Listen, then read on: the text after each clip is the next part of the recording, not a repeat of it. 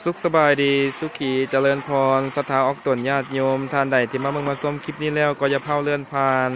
ขอจงพิมพ์คำว่าสาธุอนุโมทนาบุญร่วมกันเนาะกับทีมงานบ้านสีสะอาดวัดศรีสุมังคลามเมืองปักสันแข่งบริคำไซตอนนี้กับกำลังเทพื้นอ้อมข้างอารามหลังใหม่เด้อนี่นะนี่ยังพัฒนแล้วเถื่อเนาะยังหลายอย่างอยู่สมควรนี่เทพื้นกับพัฒนแล้วเถื่อเนาะยังขาดปูนหลายต้นสมควรเด้อท่านมีมาคัสถากรรมมาอุปมนาซัพพอร์ตซึ่งกันและกันเนาะมาเป็นเจ้าภาพเจ้าศรัทธามาซอยออกแห่งงานก็ยังดีเนาะมาทำบุญทำกุศลน้ำกันต้องการปูนตอนนี้เรายังมาท่านพอเถื่อเนาะนี่คอยเฮ็ดไปมือละเล็กละน้อยศรัทธาญาติโยมตอนเช้ามื้อนี้เนาะกับพากันออกแห่งงานสามัคคีวัดศรีสุมังคลามเด้อนี่นะปูนยังบ่ทันได้พอเถื่อเนาะยังขาดแต่เรื่องยังบ่ทันแล้วเถื่อท่านใดมีมาคัสถากับมาซอยกันเด้อเอาสาธุสาธุ